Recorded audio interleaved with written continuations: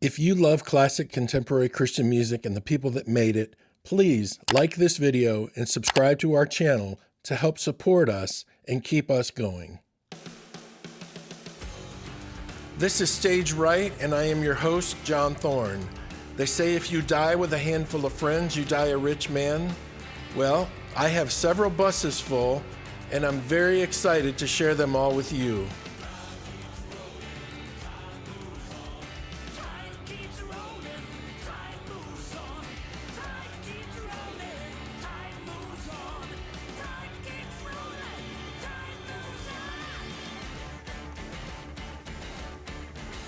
This is Stage Right. I am your host, John Thorne. I appreciate you taking time to listen today.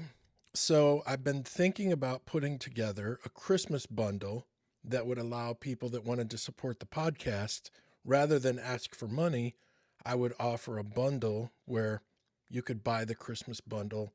It'd be a bunch of stuff. You would know ahead of time what it was. If you wanted to give it away or break it up and give different things to different people for Christmas or whatever, you could do whatever you wanted with it. But I reached out to John Schlitt, who was my first guest, and I said, dude, do you have anything you'd want to donate to the show so I could put it in a Christmas bundle and give people a chance to buy it and have it as a collectible or share it or do whatever? And he sent me a box full of stuff. It's got John Schlitt posters. It's got Petra posters. It's got John Schlitt CDs, and all of it is signed. I couldn't believe it when I opened it. It was crazy. So I started thinking, all of my friends, what is the one characteristic that most of my friends have? And I say most just because I don't pass out a survey, but I would say that most of my friends, if not all of them, are generous. And when I say generous, I don't mean people that are so rich they just have an abundance that just overflows into other people's lives because they have nothing better to do with their money. I'm talking about people that actually go out and make a difference and do what they can, where they can, when they can. Well, I have a friend named Mark, and Mark sadly and tragically lost his wife just a few months ago. But if you knew Mark, you would know that Mark is a giver. And this past weekend, Mark joined 12 other cyclists. They went to South Georgia and rode 300 miles, 100 miles, 3 days in a row to raise money. And at last count, they had raised over $37,000 for charity. So in the week leading up to Thanksgiving, I just wanted you to hear that story. I love you, Mark. I'm proud of you, and I'm honored to call you my friend. Now a word from our sponsor. Hey Roxtar provides digital marketing software and services to generate more leads, more exposure, and more revenue for your business or organization. Let Hey Roxtar amplify your awesomeness. So, ladies and gentlemen, please welcome my great friend, Mr. Ron Roxtar. Welcome, Ron. Thank you so much for having me, John. It's a pleasure to be with you this evening. I appreciate you being on the show today, Ron. I know you're busy, but thanks for taking the time. Any time with you is a good time. I appreciate that, dude. Well, just to get things rolling, Ron, tell everyone where we met. I was thinking about that. I think I had originally thought we had met on the beginning of the Highlands tour, which would have been like in Poughkeepsie, New York. I think it might have been the third or fourth date on the tour. But I was thinking about it, John, and I have a very funny feeling that we met on the Tales of Wonder tour. It might have been in Elizabeth, New Jersey, because I was there to interview the band.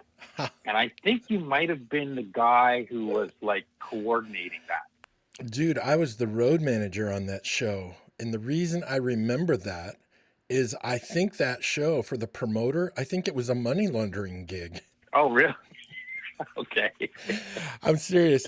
When we got there, his venue was filthy. There was popcorn everywhere, like 2 feet deep from the night before. They'd had some crazy show on Saturday night, because I think this was a Sunday night gig. He didn't care about pre-sales. He didn't care about ticket sales. He didn't care about walk-up. He didn't care about anything. He acted like nothing was a big deal.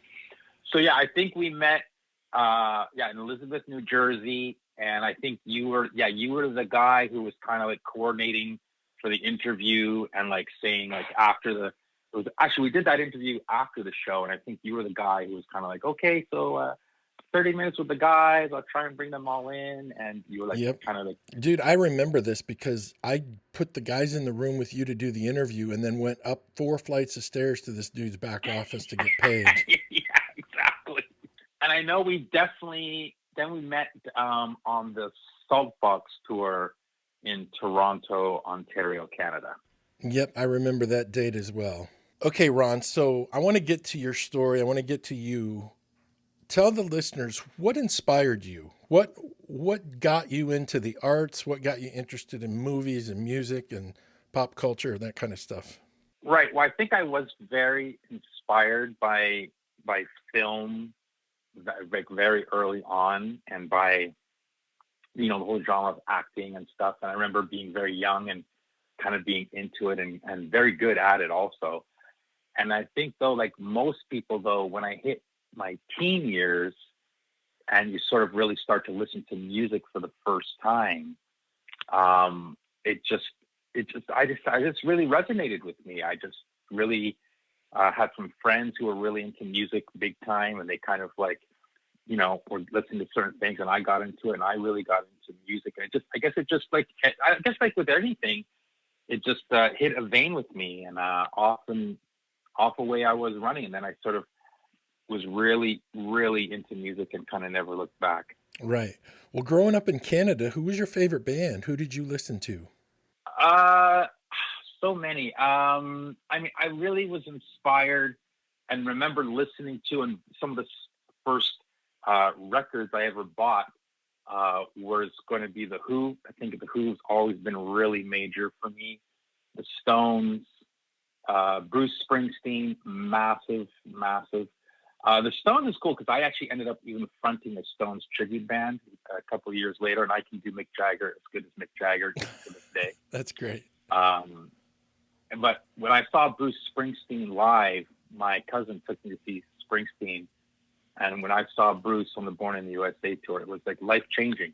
And I'm like, okay, now I really, really want to get into music big time. And huge Prince fan. Still, I'm a huge Prince fan. And I think that Prince still is, and I will always say this. And you've probably heard me say this before, John. Prince is the greatest musical genius of our time. Wow. Well, he's definitely one of them for sure. So you go from The Who to Bruce Springsteen to Prince. Just those few is a pretty eclectic group. I like being eclectic, and I think too, like, I like to broaden my horizons a little bit musically. And of course, the more I grew up into things, and like you used to ask me, like, especially too being in Canada, I mean, there's no Canadian kid that didn't grow up not loving and being a fan of Rush. Wow. And listening to Rush is like listening to jazz music. Right. So it broadens your mind, So I ended up loving the stuff like listening to Prince, listen to more funk and dance stuff, and then all the rock. And I even got into jazz stuff, and I just really loved sort of expanding my horizons and realizing that there's so many great forms of music out there. And although I want to say, as much as I'm a rock and roll guy, the greatest form of music that's out there is jazz. And when you see these jazz musicians play, guys like Marcus Miller, who you probably know because as a bass player, he's way up there. I don't think anyone in the world can touch jazz musicians and what they do. Jazz musicians are phenomenal. They have a much deeper understanding of theory, and most genres of music don't actually dive that deep into theory and absolutely apply it. Okay, growing up in Michigan, probably my biggest Canadian musical influence was Bachman Turner Overdrive. Hey, he's great. I loved Randy Bachman. I love him. And I just met Randy this year. You did? Yeah. Tell me that story. Well, I was, because I worked for Celebrity Cruises, and we had a charter cruise, and they did a 70s rock and romance cruise. And Randy Bachman was one of the artists on that cruise. So he did like 2 shows, which is pretty much like a storyteller's show is what he does. So he kind of tells stories about the songs and plays them. And then afterwards he did a Q&A. And so I kind of got to, I very briefly met Randy, but I got to go up to him and talk to him and told him I've seen him and, loved his show. And actually, of all the acts on that cruise, I thought Randy Bachman was the best one. Randy Bachman has the best story I've ever heard in regards to how a real life situation turned into a song when he tells the story of how he wrote Taking Care of Business. It's unbelievable. Yeah, and he told that story obviously at the show, and like I said, that was mind blowing. That whole Randy Bachman show, for me, that was like, if somebody wants to learn about how to write great songs Yes. and where great songs come from, like watch that Randy Bachman show. You will learn so much. Absolutely. And once again, it proves why those people are who they are. It's just remarkable. Okay, so let's transition to this, Ron. Tell everyone how you ended up discovering or being influenced getting into Christian music. Oh, I had a really good friend in high school, and he was a Christian. And then after high school, we ended up working together, and he invited me to his church, which was really close to where I lived, which was really, and I don't say that, oh, that's unique or how, bizarre that was or lucky. No, like you just look at that situation. I always said that was like totally God's plan, Right. Right. that it was like written in the works of how God does things. So he invited me to the church, which was really close to where I lived. And I went to his church one Sunday. I never stopped. Oh, wow. That's awesome. I loved it. I loved the whole camaraderie of it.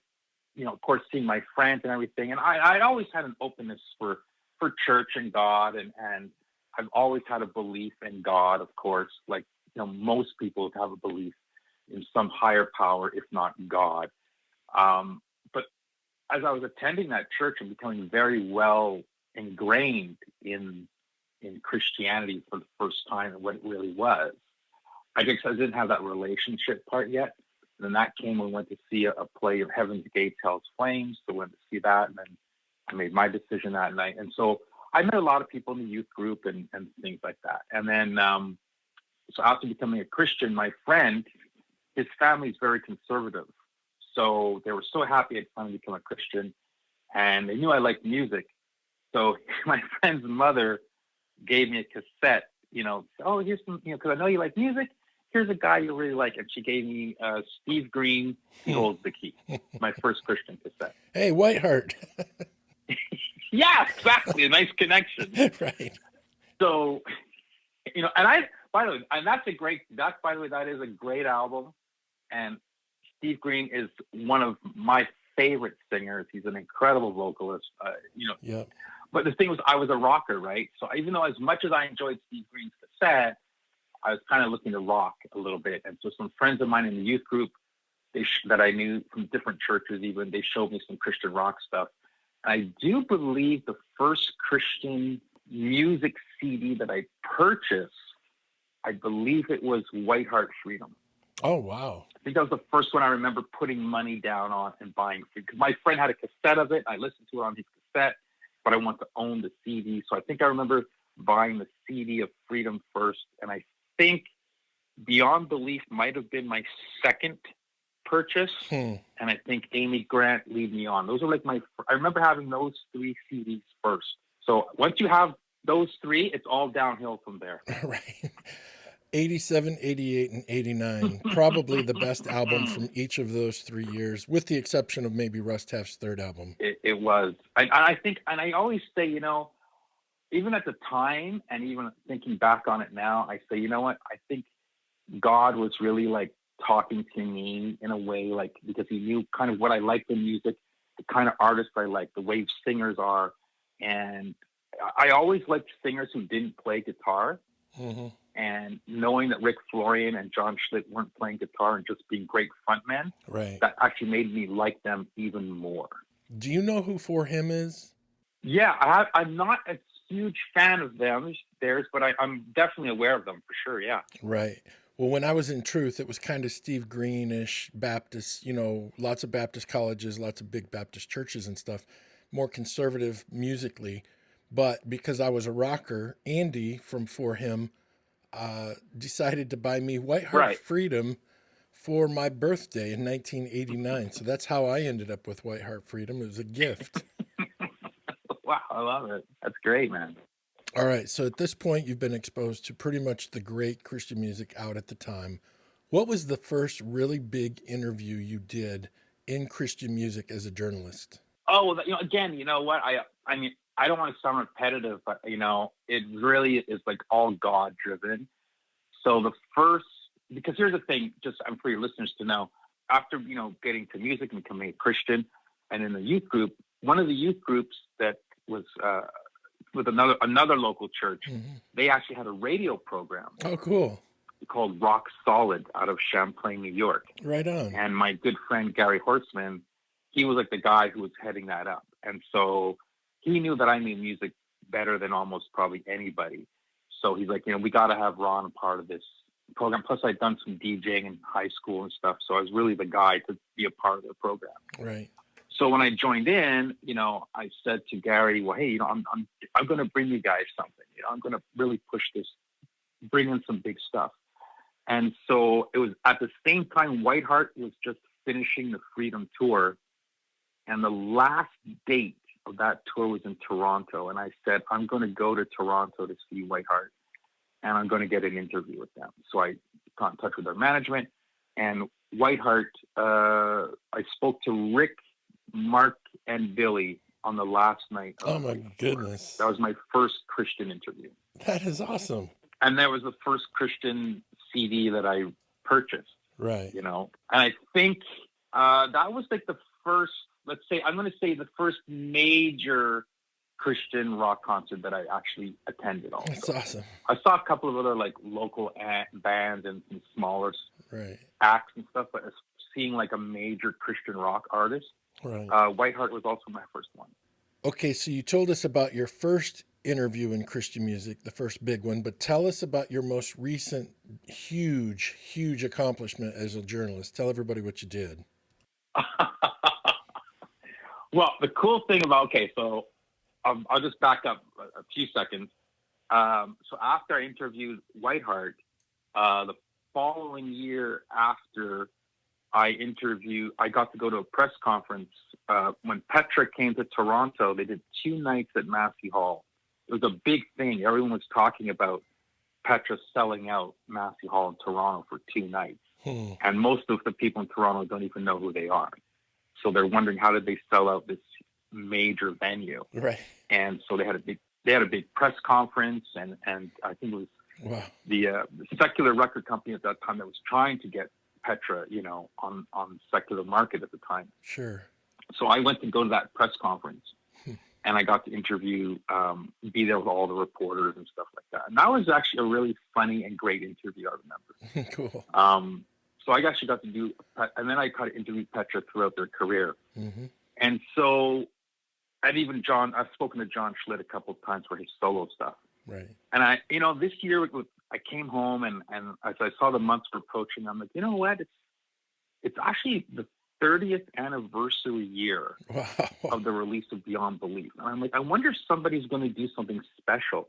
Like, okay, even if the guys in Petra aren't going to do anything, like, is anybody in the media going to do anything special? Is somebody going to do anything? Right. And nobody, as time was going on, I saw nobody was doing nothing. And I'm like, no, this is impossible. Somebody's got to do something. So if nobody else is going to do it, I'm going to do it. So I kind of had my website going for a while where I'm doing a lot of journalistic work with actors and comedians and musicians and stuff. And I got this idea of talking to somebody from Petra about the 30th anniversary. And I've been in touch with Ronnie via social media a little bit. And I reached out to Ronnie and I said, hey, Ronnie, would you be interested in talking to me about the 30th anniversary of Beyond Belief? And he was totally cool with it. And I said, hey, you know what? I said, John Schlitt just had a great new solo album out called Go. Right. And I said, I should, see if John, because I've talked to John in the past and he knows me a little bit. Right. So I said, maybe John would be interested. And then, so I reached out to John Schlitt and he was totally on board. So I told Ronnie and John, I should reach out to the other guys. Right.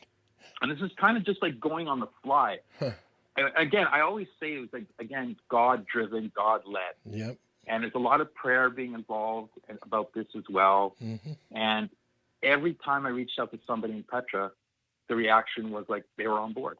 They were on board. That's awesome. Some of them took a little bit longer to get in touch with than others, but everybody was on board. The only guy I didn't have was Louis.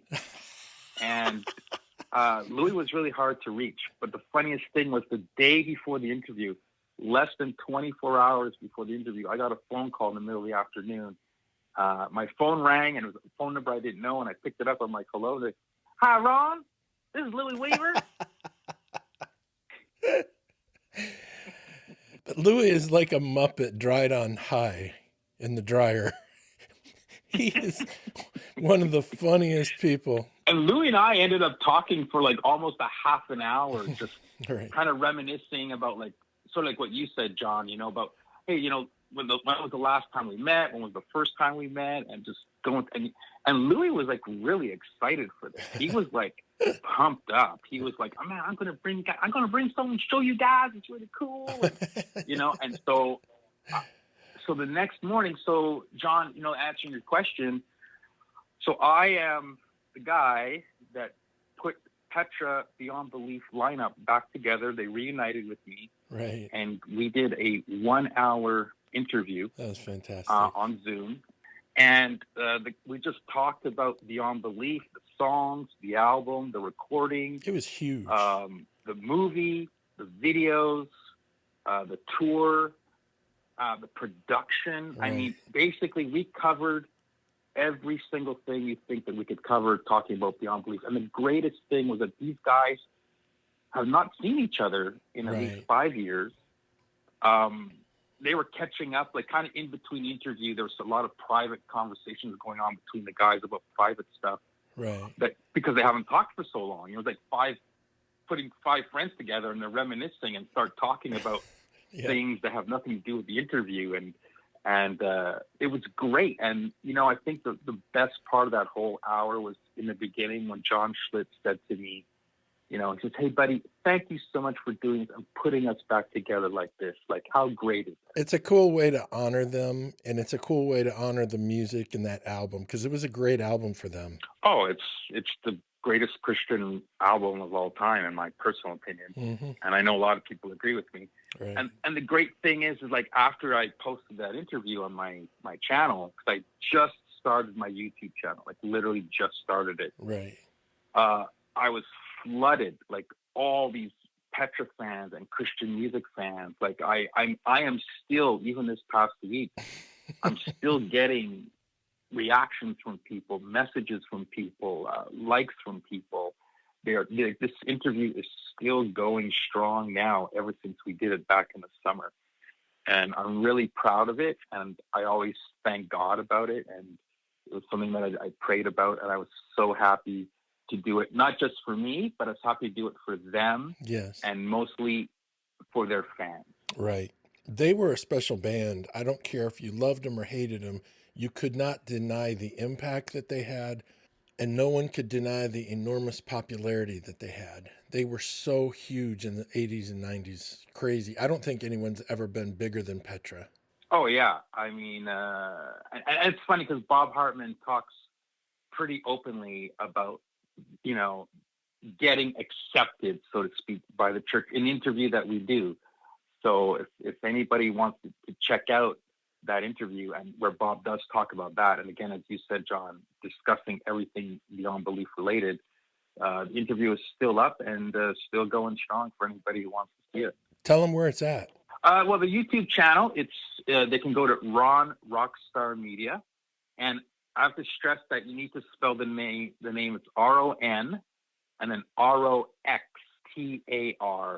Media, and then you'll see it there. I've got other videos too, but so if they, they have to filter in through a few of the videos, but then you'll see the Petra Beyond Belief interview there. And I hope that anybody who watches this is blessed. Oh, I'm sure they will be, dude. It's a great interview. I watched the whole thing the day you sent it to me. It was awesome. And not only that, not only is it a blessing, it's actually really funny. Yeah. Yep. So there you go. Okay, so let me segue to this. Tell us the Styx story. How in the world, Styx is one of the biggest bands in the world from the 70s. Tell everybody how you became such good friends with them. Well, that's another thing. I always love Styx, right? I mean, they're one of, and again, you're saying, John, they're one of the big bands, and I think a lot of people, like Styx, or if they don't like Styx, they like the big songs, right? Right. So, as I said, I've been doing journalism for quite some time, And it was literally, I think it was 1999, 2000, roughly. So almost like, 20 years we're talking, right? Right. Lawrence Gowan, who's a really big star in Canada. He was a pretty big name up here in Canada. He joined Styx in 1999. And so it was a big news in Canada. And when they were coming to Canada, I said, "Oh, I'm really I'm still doing my journalism work. It'd be great to talk to the guys, at least Lawrence Gowan." So I ended up contacting the management. They checked me out. They liked my stuff. They said, "Yeah, why don't you do some photography for us? Because that's what I've been doing a lot of photojournalism." And so I went and took pictures of Styx, and they were really happy with what I did. And I wrote an article about them, and they loved it. And so then next time I got hooked up with them, they sent me an interview with Lawrence Gowan. And so it just kind of snowballed. And I've interviewed Tommy Shaw, I think once or twice at least. Done the Todd Zuckerman's drum clinics. Yeah. And then now lately in the last few years, I think it's been the last 4 or 5 years. I think it's been 2015, 2016.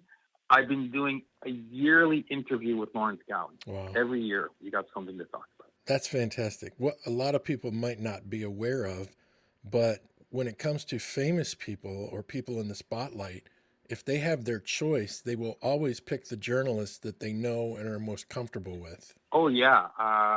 That's happened to me at least a couple of times with a couple of celebrities that, I did an interview with them and it worked out really well. And we became chummy. And the next thing you know, they're coming back to town with us, an actor or musician. And they know I'm there. They'll either, want to reach out to me, or if I'm on the, let's say, the roster for the journalist list, they see my name there. They're like, "Oh yeah, no, I got to talk to Ron Roxtar." Right. So it's nice. It's a nice feeling. It should feel good, dude. It means they know they can trust you. That's awesome. So speaking of trust, tell everyone that story about Lawrence Gowan and the girls that you introduced him to. So in between, and actually, it was last year, a year and a half ago, almost roughly. Yeah. So in between Styx dates, if Lauren has enough time and can work it out, because he was a big star in Canada, he'll do solo dates, or little solo mini tours in Canada. So he was doing some of his solo dates in Canada. And at that same time, there was a string quartet in Montreal that has just released their first album. These 4 lovely ladies who are amazing musicians. They're called the String Cats, Katz. And you can find them also on Facebook as well, YouTube, etc. So they did a cover of Lawrence Gowan's biggest hit song in Canada, which is called A Criminal Mind, which Styx also did a recorded version of. So I contacted Lawrence and said, "Hey, have you heard the String Cats do A Criminal Mind?" And he's like, "No, I haven't heard it." So I sent it to him, and he was very impressed, and he shared it with all his fans and put on his social media and everything. And then I got to know one of the girls from the String Cats, Helga. She's kind of like the leader of the String Cats. And so when Lawrence was coming to Montreal, I said to Lawrence and I said to Helga, "Hey, we got to get you guys together." So at this concert, Helga went with one of the other String Cats, and I think it's Mary Claude, and I was there as well. And Lawrence is doing his concert, and he's great as always.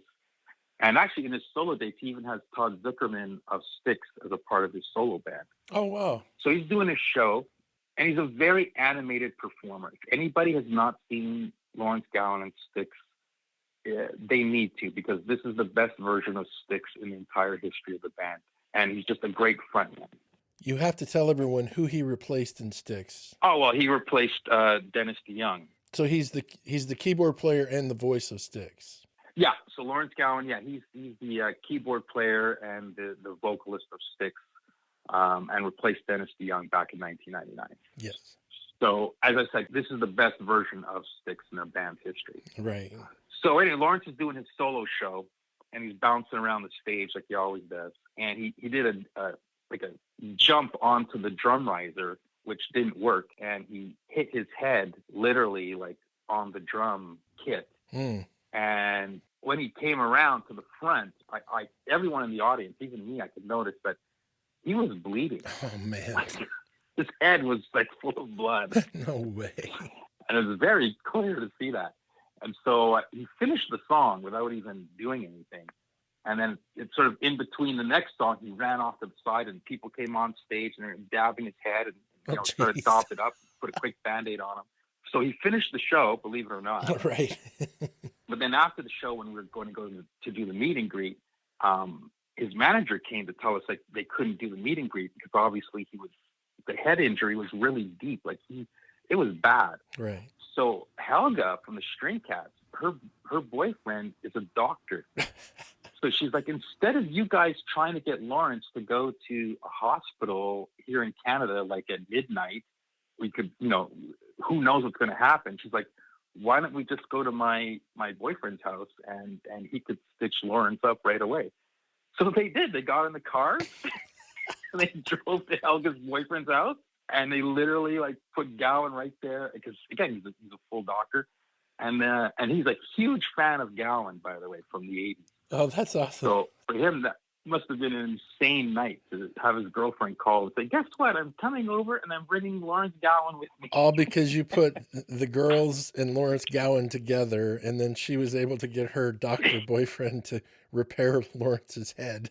Yeah, absolutely. Exactly. That is hilarious. So yeah, he went and he got the stitches and everything done up right there at the boyfriend's house. And the coolest thing about that is that obviously because of what Helga did, the next time that Lawrence Gowan toured in Canada, he brought the String Cats on some of his shows and let them do a set. Oh, that's great. So it really worked out good. All because of you, Ron. You brought them together and it worked out for everybody. Yeah, actually, Lawrence, he did a home with, a lot of people during COVID are doing those home concerts. He did one of those a couple of months ago. And he actually brought the String Cats on as his special guest for like pretty much almost the entirety of the show. Oh, dude, that's great. And he sent me a text after the show thanking me, like saying, hey, Ron, thanks so much for suggesting the String Cats and kind of bringing us all together. He goes, thanks, buddy. It was all because of you. That's awesome, dude, that he acknowledges that. That's shows you what kind of guy he really is. All right, let's move on to this. Tell everyone the story of how you became the producer for the very first ever film festival that celebrated this particular actress. Right. Okay. So here's the thing. As I said, I love the arts and acting. I got into acting, and I've done some acting. I've been in some big Hollywood films. I spent a whole summer with Paul Walker, some other big names. I've done some small independent stuff as well. And the thing I learned very quickly being in that business of Hollywood and filmmaking and acting is that, when there's no work, you need to make work. Right. And so at a time when things were getting a little bit rough for me to get some work in the film field, I decided to do something, again, kind of like the Petra interview. I was like, hey, man, something's happening soon and nobody's doing nothing. I'm going to do something about it. So it was coming up on the anniversary of the passing of Marilyn Monroe. Again, probably the biggest star in the history of Hollywood. Mm-hmm. And I contacted a local repertoire cinema and said, hey, I'm an actor. I know the business quite a bit. I think we should do something to celebrate this thing with Marilyn Monroe. Why don't we do a film festival? And they said, so we went down, we had a meeting. They loved everything I had to say. I sort of mapped out some things for them to do, and they were on board, like bing, bang, boom. Like next thing I knew, I was working with them nonstop. And we did a 2-week run of showing the biggest films of Marilyn Monroe. We worked really closely with some people, believe it or not, who are still alive, who are working with Marilyn, so some of her co-stars and people who actually took pictures from the film of the 7-Year Itch with that famous dress blowing up. We had actual print photographs from the photographer in our cinema for that festival, which was insane. So so I put that together, and I went online and found out that that no one had done this before, that we were the first ones. I'm like, which was really cool because it gave the cinema a lot of exposure. It brought a lot of exposure again to Marilyn, and then again for me.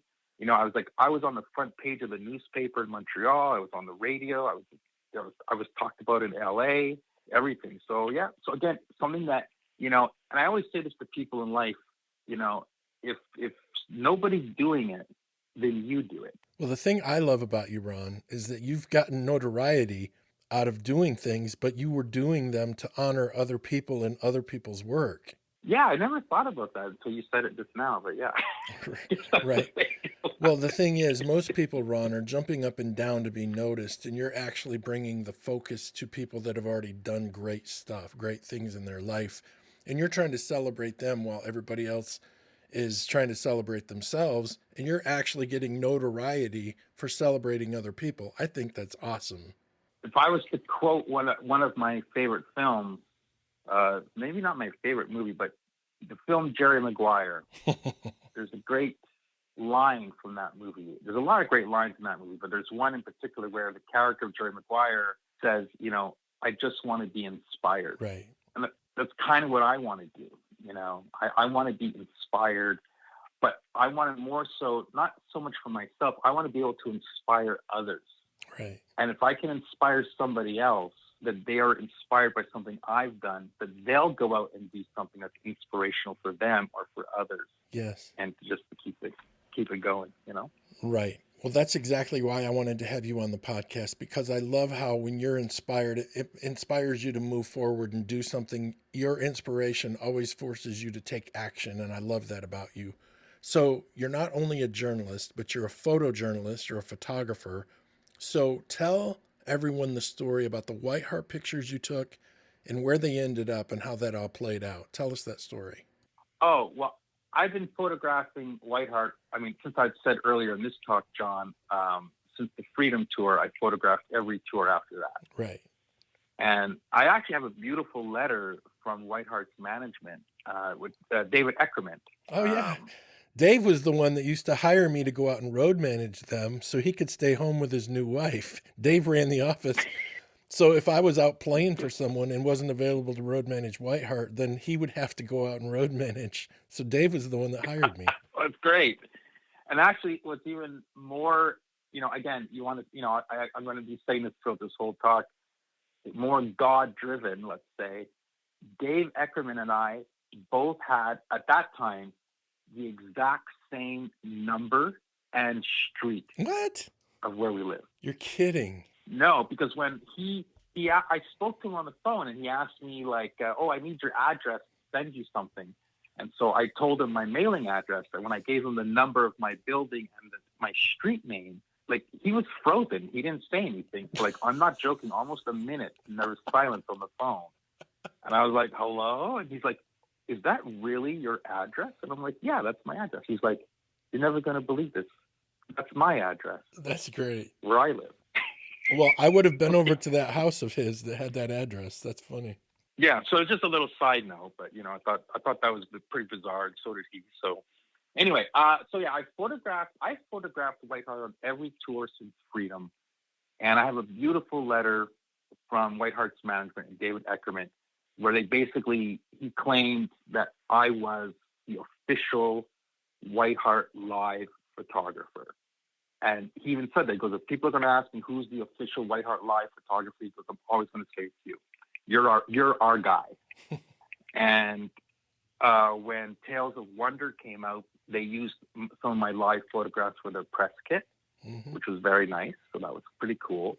And we'd actually even thrown around the idea of making a tour book using all my photographs. And me and Gary Horseman, the guy who ran the radio show, we actually sent out some preliminary rough drafts of that tour book. So that's pretty cool. And then when White Hart released their double greatest hits, it was nothing but the best. There was the rock CD and the radio CD, sort of more the slower tunes. Well, here's the thing, John. I went to my local Christian bookstore around the time of the release. And I walked in and they had a big display for it, with the poster and the CDs and everything. And I looked up at the poster and I'm like, wait a second. Those are my pictures on there, which was really cool, but I didn't know about it. It was cool. It was cool and not cool all at the same time. Well, I think it was cool, but how about this? I was curious. So when I got the CD and I saw that my pictures were even used for the CD cover, several of them. I'm not going to say all of them because there are some photographs on there that are not mine. Right. But quite a few of them are mine, actually. I think the majority of them are mine, to be Yeah. honest. Right. But when I looked at the photography credit, there was the other guy's name there, but my name was not there. Of course. So that's kind of what you just said, John, where I sort of was like, this is cool, but it's not cool. Right. Because now there's another guy who's being credited for this. Yes. Like, I would have preferred it if his name wasn't there and we both weren't credited. At least I would feel better. Right. There's 100 other ways that would have made that situation more comfortable for you. Right. So I reached out to their management. Management actually, because they told me that they had nothing to do with it. Is basically the story was that the record company was doing this greatest hits package, and they needed some pictures. So they had sent my pictures to them. But the thing was, you see, at that time, all my pictures were, I had my credit on the back of the photo. So it's not like they didn't know where these were coming from or who did them. Right. It was pretty clearly stated on every picture I've ever sent to a band or an artist or whatever. They knew it was going to be coming from me because I would put it on the back of the photo. And I know nowadays, people do the imprints on the pictures, but that's how I did it back in the day. Right. So the record company, I reached out to the record company and spoke to them, and they instantly put me through to the legal department. Like, it was an instant, you have to speak to legal, big time. Because I think they thought I was going to make a real deal about this. And you could have. I could have, probably. But, I'm not that kind of guy. And I think it's maybe just the Canadian way. We're so easygoing up here. You hear that cliche about Canadians, but it's actually true. Oh, Canada. Plus, I believed in the Ministry of Whiteheart and the guys. And I was pretty friendly with the guys in Whiteheart, as well. So there's nothing I was ever going to do to put any kind of a stain in our relationship or towards their ministry. Because, again, this had nothing to do with Whiteheart, right? This was the record company. Right. So it wasn't the band's fault or even the management's fault. This was literally the record company's fault. Right. So they basically, the lawyer just, he reached out to me and he's like, look, you know what? We feel terrible. Well, you know what we're going to do? We'll send you a box of the CDs and the posters, and we'll send a letter from our company saying that your pictures are on that CD as well. In case anybody asks in the future, you can always show the letter that's stated from the record company saying that those are your photographs on there. Okay, so they sent you a box of CDs using your pictures with someone else's name getting credit. Yeah, exactly. Boy, that's going to make it better, isn't it? Yeah. So, and again, I know this to this day, because I hung out with Mark 2 years ago, and Billy also, Billy Smiley as well. Right. And I know that they both, obviously that comes up in conversation still. And they still feel really bad about it. They're always mentioning, man, we feel so terrible that happened to you. And, we wish the record company did something better for you, or if they had more control over it. Right. They would have loved to have known that I got credited for that. So again, there's no blame with anybody in Whiteheart whatsoever. And the guys feel still bad about that happening to me to this day. So I really respect them a lot for that. And it keeps our friendship going strong, and I always want to have a good relationship with Mark, Rick, and Billy. Right. Well, if anyone wants to know what record company it actually was, it's a reasonable facsimile to Swan Song. I don't believe that they're not around anymore. Well, I think what's happening right now, John, is anybody listening to this who owns nothing but the best CD collection is rummaging through their CD right now and opening it up and looking at the pictures and the credits. Yep. There you go. They're looking at it right now while we're talking. Like, wow, really? Now the concept of splitting the hits and doing the rock hits on one CD and doing the radio mellow, adult contemporary stuff on the other CD, that was brilliant. Yeah. Not crediting the photographer, not so brilliant. Right. Again, let's put this all on the record company. Yes, absolutely. So, because Even if an artist is at fault, usually they just blame the record company anyway. Oh, okay. So let's get out of that. I got a question for you. Mm. Would you rather get someone's autograph or would you rather get a picture taken with them? Well, you know what? I just want to quickly say, you know what? I am an autograph collector, and I make no bones about it or, shy to say it. Because you know what, John? A lot of people in life love to collect things. There's people who collect salt and pepper shakers, Yep. stamps, coins, and they'll go out of their way to find that special stamp or that special coin or that special shot glass or whatever it is that they collect. And I think collecting autographs is a great hobby, and it's actually been really useful for me because I do have a bit of an in being a journalist, so it kind of helps me sometimes. Right. But I think when it comes down to, and I've got some great autographs from some major names, which I'm really proud of. But when it comes down to it, I would always go for a photograph with the person and take the autograph second. Because if there's only time for one, But there was a time, I think, where I was the reverse. There was a couple of years that I remember getting autographs from people and I didn't ask for a picture. But I think I've changed. I try to get both, to be honest with you. I try to go for both. But right. if I had to choose, I will go for the picture with the artist first. Right. Okay, so here's a silly sounding question, and it's going to sound sillier when I say it out loud. I hear it in my head, but here we go. Do you have my autograph? Yes, I do. And I think I sent you one of them in either a message somewhere. I took a picture of you on Highlands tour, and you signed that for me on the Saltbox tour. That's right. Oh my gosh, that's funny. Now that is a little weird for me. I think what I am missing, though, from you, John, is I don't believe that my inside CD is signed for me. Oh, that's funny. So I'm going to have to somehow go to see you to get that CD signed. Because I've actually got it signed by, I think everybody but you. Well, Ron, I live in Michigan, so I'm only like 9-10 hours from Montreal. No, here's what you can do. You can send it to me and I'll sign it and send it back. Or I can even do this. There was a photo shoot that didn't get used much from the Inside album. Okay.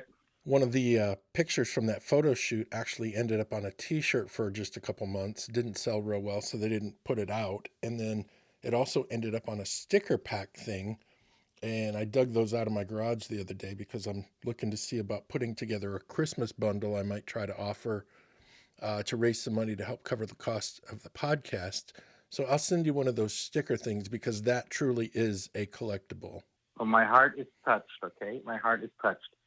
And I wanted to say too, John, I mean, I think for those people listening, they might find it kind of cool. Like, I've got quite a few like souvenirs from back in the day that are really collectible. Like I showed one of the guys in Petra. I actually have a Petra Beyond Belief water bottle. That was like a special promo that was really short-lived. And the guy in Petra, he was like, the Petra member, he's like, I didn't even know that existed. That's funny. Well, there's some action figures out there that resemble John Schlitt. I used to look at him and say, I don't know if you remind me more of Hercules today or Fabio. Actually, I think one interview I did with Schlitt, I told him I thought he looked a lot like Kevin Sorbo. Yeah. And he told me that a lot of people have told him that. He heard that all the time. Every day somebody would tell him that. You look like Hercules. You look like Hercules. And of course he loved to hear it. Yeah, it's not an insult. It's not at all. Before we wrap this thing up, Ron, I want you to tell everyone some of the movies you've been in. Oh, some of the movies I was in. You were talking about movies earlier, and we didn't dive into it, but I want you to dive in for 5 minutes and tell everyone a little bit about your actual on-screen movie career. Oh, well, I did mostly like a lot of extra work, but I had a couple of like little I would call upgrades beyond that. And again, I've actually had like some roles in some independent stuff. So one movie that I did that I'm really happy that I did, and it's kind of cool that you asked me this because it's a name that's pretty popular in the media right now, especially the past like 2 weeks. We've heard this name a lot. But I was in the Rudy Giuliani story film. Oh my gosh, dude, no way. That starred James Woods as Rudy Giuliani. That's crazy. So I did that film. That was good too because I'm in that movie. Let's put it this way. All right. I'm literally there with James Woods. That's cool. I did the movie Obsessed with Jenna Elfman. She was fantastic, very funny girl. I love her. I did I did a couple of Canadian films that nobody would really know. Oh, Canada. I did one movie that's called Polytechnique, which is very big in Canada. And the director of that film is a guy who's getting pretty big right now in the United States. He's going to be the director of Dune. Oh, wow. And he directed the remake of, he's doing the remake of Dune. And he also did Blade Runner, the recent Blade Runner film as well. Cool. Which is a guy named Denis Villeneuve. He's from Quebec. And I worked with him on a French film that was pretty big in Canada. And I got upgraded on that film to like a role in that movie. And now this guy is the director of Dune and Blade Runner 2049. Nice. Now, what about the Paul Walker movie? The movie I did with Paul Walker, which was like probably the best time I've ever had in my life, was a film called Timeline. And we spent a summer shooting that up here in Montreal based on a novel by Michael Crichton. Oh, cool. And working on Timeline was the best time of my life. Paul Walker was fantastic with everybody on the crew and the cast. Gerard Butler was a part of the cast as well. Richard Donner, who did Superman and all the Lethal Weapon films, he was the director. Oh my gosh! Treated us amazingly, and that was a great film. And actually, you can see me in that film because I actually have a scene with Paul Walker in a cool action sequence where he sort of throws me back. That's awesome. So, I said it before, Ron, but I'm going to say it again, dude.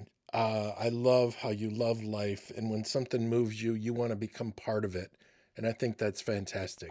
Well, like I said, I mean, I tell that to people all the time. You know, if you see something that should be done and nobody's doing it, then you do it. Or right. You just see something you want to do, then make it happen. And I look for things in life that are inspiring. I mean, obviously, I do pray about things, and I go to God about many things in life. I mean, that entire Petra Beyond Belief interview, I always, fans thank me for it. And I always tell them, you know what, thank you so much. I mean, you're very welcome. But, it's God. God put that whole thing together. Like, it wouldn't have happened without God. And so many other things. Working on Timeline with Paul Walker, the Marilyn Monroe thing, all the opportunities I've had to interview all the biggest names in the world of acting or music or comedy.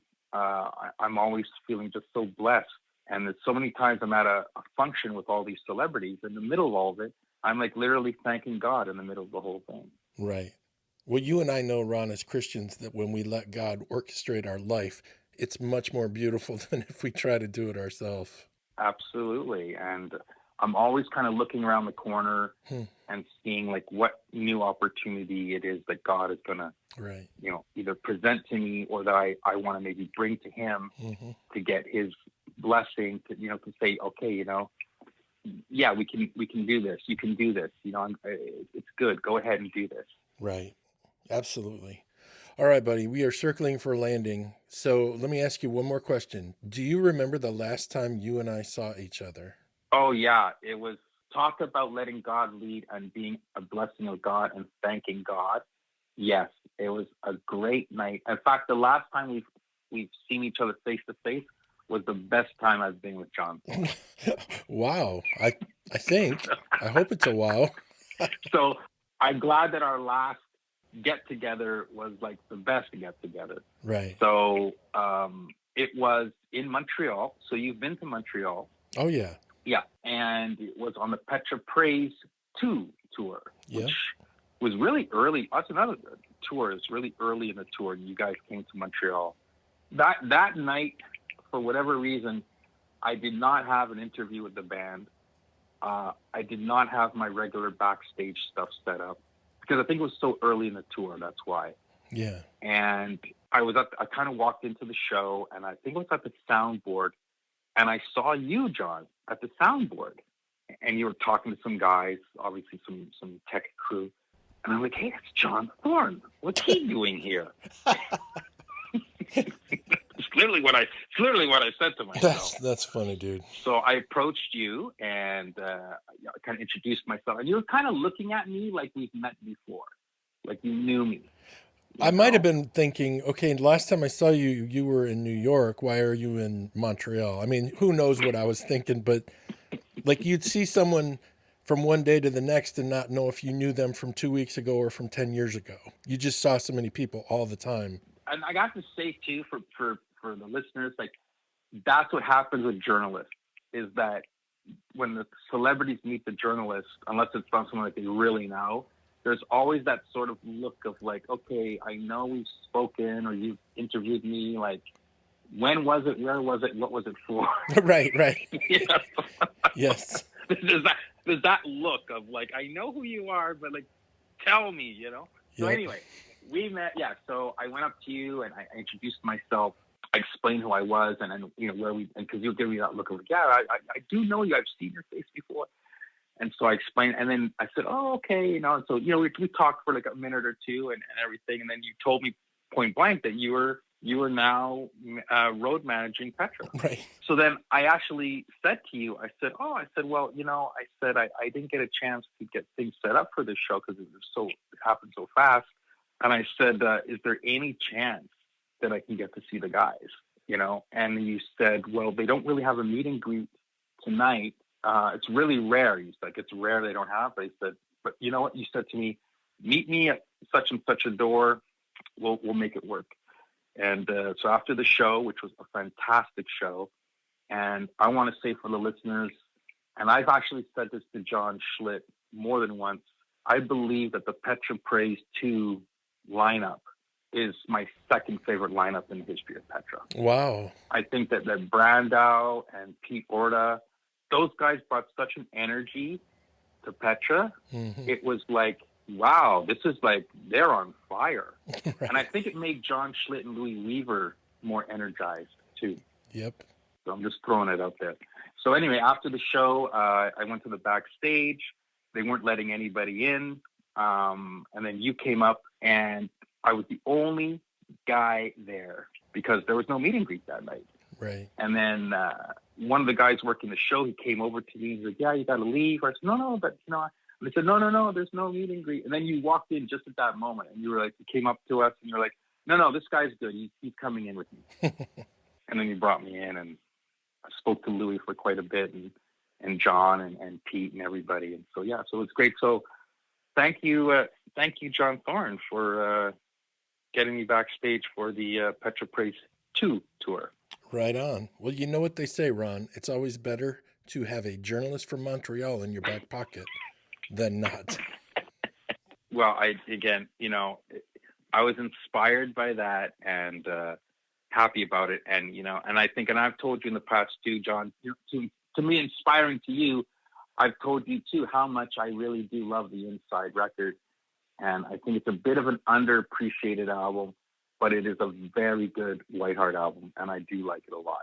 Thanks, dude. That's very nice of you to say. It was a blast to be part of. I still can't believe I had that opportunity in my life to be part of that. I could write 2 books just from the experiences of making that album. Yeah. Well, you know what? I want to say again off the side here. When I had that lunch with Mark in Nashville, he told me something. I kind of knew it, but I didn't remember it until Mark had mentioned it to me. Because another thing, I'm also a big Bowie fan, right? And you guys worked with the producer he worked with Bowie. Yeah, Ken Scott. He actually is the guy that helped David Bowie develop Ziggy Stardust. Yeah, Ken Scott. Yeah, you guys worked with Ken Scott. It was so awesome working with Ken because he stayed at the Bennett house, which meant he had a room and didn't have to drive anywhere. So he would be up late working. He would get up early and work because that's all he did. He didn't really leave. So I would stay late for vocal overdubs. I'd get there early for guitar overdubs. I was there as much as I could be just because I wanted to be around the process. I wanted to learn as much as I could, but I also wanted to pick his brain and ask him about all the great artists he had worked with. Dude, it was crazy because he started out as a teenager working on Beatles albums at Abbey Road Studio. And now here I am all these years later working at the Bennett House in Nashville. And there's Ken Scott in the same room. It was a trip. Absolutely. I mean, that's why there's so many. You could probably make a 1-hour documentary on the making of Inside, you know? Now, there's a lot of footage that I shot that I put into 2 music videos. One of them is You Can't Take What You Don't Have, and that's on the White Heart page and on the Union of Sinners and Saints page, and it's also on my Facebook.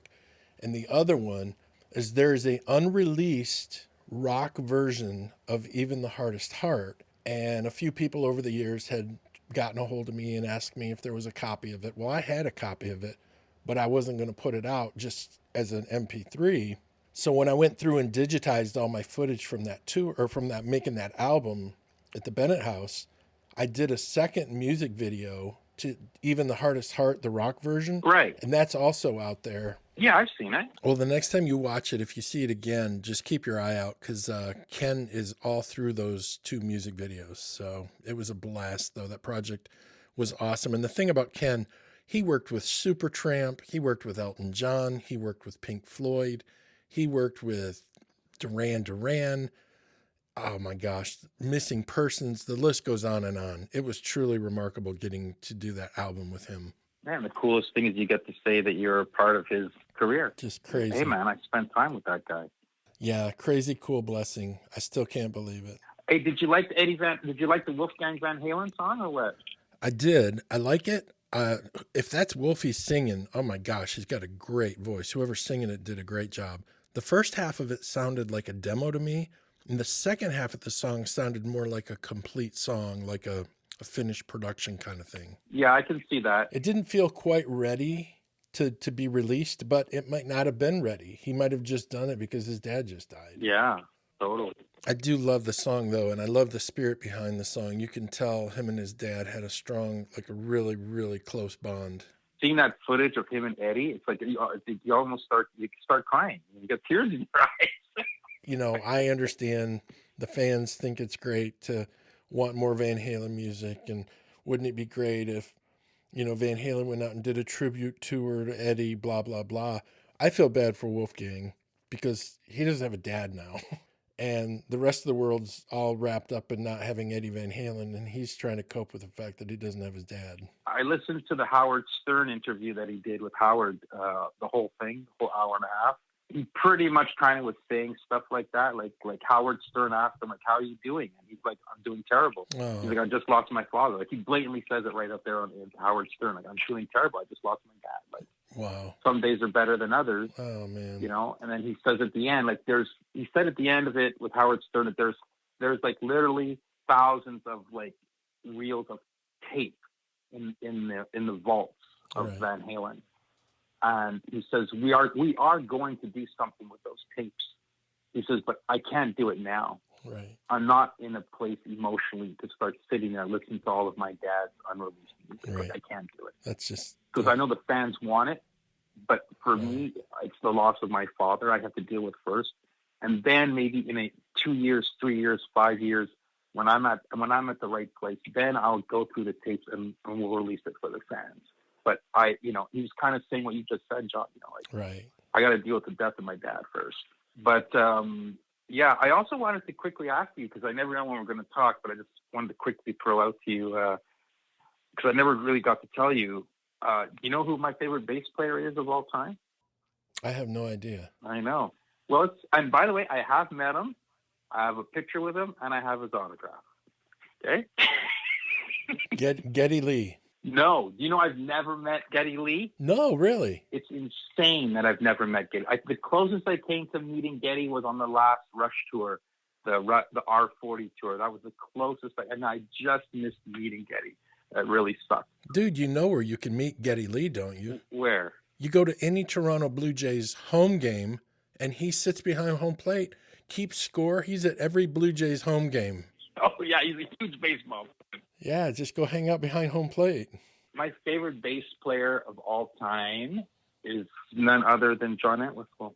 Ah, nice. Yeah, he was great. I think he's a revolutionary. I think nobody played bass like him until he, Yep. like first guy to really do a bass solo, like in that kind of way he was playing and the stuff he did. I think he was phenomenal. I think he was over the top.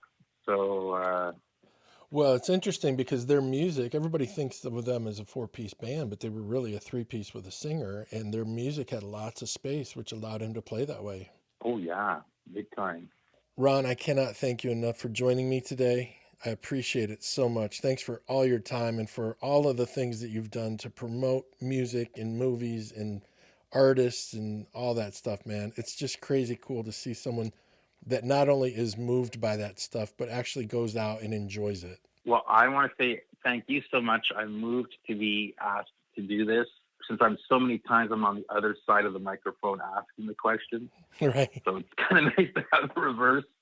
And like I said, I do want to encourage people, to visit my YouTube channel, and even more so to visit my my website as well. There's a lot, even way more content on my website, which again is at ronroxtarmedia.com. Yep. And again, it's RONROXTAR.com, where they can see all kinds of reviews and interviews with acts, both Christian and secular as well. So I want people to know that there's definitely a mixture going on there. And that's what I want to do. I just want to, through my artistry as a journalist, as a photographer, and even just as a fan, if I can inspire somebody through an interview that I've done, or a picture that I've taken, or a review that I've done, and move them or inspire them for something better for themselves and for others, then that's what my goal is. And I thank God for giving me the talent to do so, and hope to do so more in the future for all the artists out there that can inspire others. And let's all be inspired. Right. Well, I appreciate the heart you have to do that, as well as the talent. So I appreciate you, buddy. Thanks for coming on. I'll do it again soon. Thanks, John. Always a pleasure. Talk to you soon. All right, dude. See ya. Hey Rockstar provides digital marketing software and services for your church to generate more interest, create more exposure, and reach more people. Let Hey Rockstar amplify the awesomeness of your ministry. And, as always, Hey Rockstar is a proud sponsor of the Stage Right with John Thorne podcast. Thank you, Hey Rockstar. Thank you, Ron Roxtar. And thank you for listening, which makes you a rock star today. My guest next Thursday, Scott Stearman, world-class sculptor and author. Have a great week.